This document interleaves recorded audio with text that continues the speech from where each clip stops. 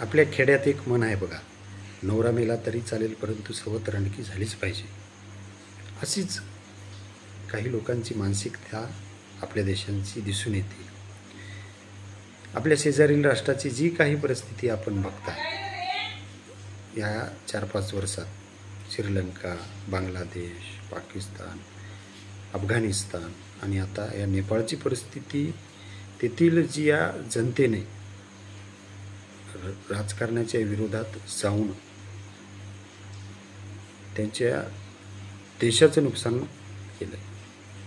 त्या देशात भ्रष्टाचारी असतील किंवा योग्य ते रित्या काम जरी करत नसतील तर कुठलाही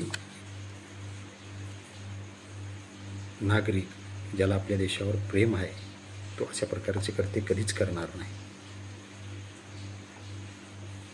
कारण कुठल्याही देशात जर अशा प्रकारची अराजकता निर्माण झाली तर त्या देशात तिथं उद्योग उदयाला येणार नाहीत. जे काही फॉरेन इन्व्हेस्टर असतात, परकीय गुंतवणूकदार असतात, ते त्या देशात गुंतवणूक करणार नाही. म्हणजे तो अशा प्रकारची परिस्थिती आपल्या इथं येऊ शकत नाही. कारण आपल्या देशात फॉरेन इन्व्हेस्टर खूप मोठ्या प्रमाणात दिसून येतील. त्यामुळेच आपली GDP चांगल्या स्थितीत आहे, शेअर मार्केट चांगल्या स्थितीत आहे. त्यामुळं इथला उद्योग व्यवसाय खूप सुस्थितीत दिसून येतो. असं म्हणत नाही की आपल्या देशातले राजकारणी हे भ्रष्टाचारी नाहीत, आहेत.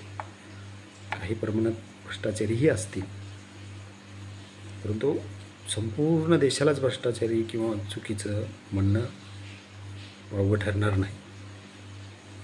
आपण जर तशा प्रकारची मानसिकता घेऊन चाललो तर आपल्या देशात परकीय गुंतवणूक कोणी करणार नाही, ज्यामुळं उद्योग व्यवसायाला भर मिळणार नाही. जर उद्योग व्यवसाय नसतील तर बेरोजगारी अजूनही वाढेल. हां, बेरोजगारी खूप मोठ्या प्रमाणात वाढली तर मात्र तशा प्रकारचा उद्रेक होऊन आपल्या देशाची परिस्थिती असे जरी राष्ट्रासारखी होऊ शकतो. त्यालाही जबाबदार आपणच असणार. कारण आपण अशा प्रकारची हुल्लडबाजी म्हणा किंवा अराजकता निर्माण करू लागलो किंवा असे दंगल म्हणा, लुटमार म्हणा, अशी करू लागलो तर आपल्या देशाकडे बघण्याचा दृष्टिकोन इतर परराष्ट्रीय राष्ट्रांचा, गुंतवणूकदारांचा चुकीचा ठरेल आणि कोणीही इथं गुंतवणूक करणार नाही. काल परवाच जो महासत्ता असलेला देश, तिथल्या राष्ट्रपतींना डोनाल्ड ट्रम्पनं देशावर 50% कर लादूनसुद्धा, टॅरिफ कर लादूनसुद्धा आपलं शेअर मार्केट हे खूप चांगल्या स्थितीत आहे. या एवढं निर्बंध लादूनसुद्धा देश एकदम योग्यरित्या आहे हे बघूनच परकीय गुंतवणूकदार इथं गुंतवतात, चांगलं नवीन बिझनेस आपला टाकतात आणि ज्यामुळं आपल्याला रोजगार मिळतो. बरं, हे सर्व एक बाजू.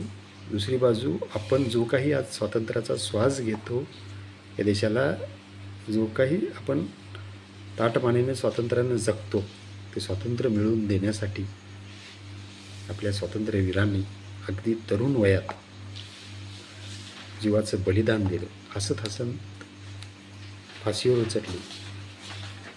त्याच्या आत्म्याला काय बरं वाटेल असं जर आपण छंद मांडला तर. त्यामुळं सत्तेच्या लालसीपोटी म्हणा किंवा आपल्या वैयक्तिक स्वार्थापोटी म्हणा, अशी मानसिकता मनात सुद्धा येऊ नये. तेच खरं देशद्रोह ठरेल. आपला भारत, विशेषतः महाराष्ट्र, पश्चिम बंगाल, पंजाब या राष्ट्रांनी स्वातंत्र्य लढ्यात, या राज्यांनी स्वातंत्र्य लढ्यात आपले खूप मोठे योद्धे कार्यरत होते आणि या स्वातंत्र्यवीरांचे आपण वारस आहोत. त्यांनी जे काही आपल्यासाठी केलेलं आहे ते कायम आपल्या राष्ट्रभावना जागृत ठेवावी, राष्ट्रीय एकात्मता जागृत ठेवावी.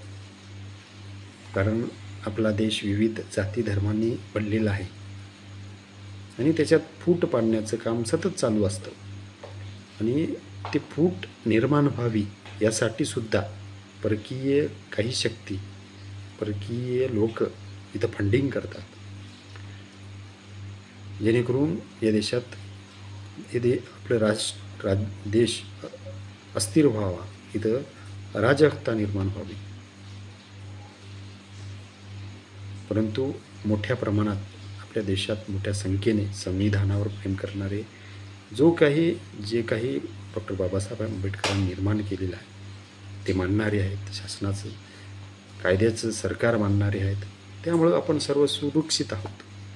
आपल्या मनात किंवा या सर्व मीडियावाल्याने म्हणा किंवा राजकारण्याने म्हणा किंवा कुठल्याही स्वार्थी लोकांना किंवा परकीय कुठल्या शक्तींना जर अशा प्रकारची प्रोत्साहन किंवा उचकवण्याचा, आपण ग्रामीण भागात उचकवण्याचा प्रयत्न करत असेल तर त्याचा विरोध करायला हवा. आणि तसं उचकावण्याचा प्रयत्नही चालू आहे. नेपाळ झालं, श्रीलंका झालं, आता कोण, तिथल्या राष्ट्रनाव घेऊन आता कोण, हे असं पोस्ट आपण सोशल मीडियावर बघता किंवा न्यूज चॅनल मीडियावर सुद्धा सर्वच मीडियावर बघता. त्याची का बरं मानसिकता ठेवली? खूप चांगल्या स्थितीत आपला देश आहे. असंच राहावं आणि राष्ट्र सर्वोपरी ही मानसिकता कायम ठेवा. जय हिंद.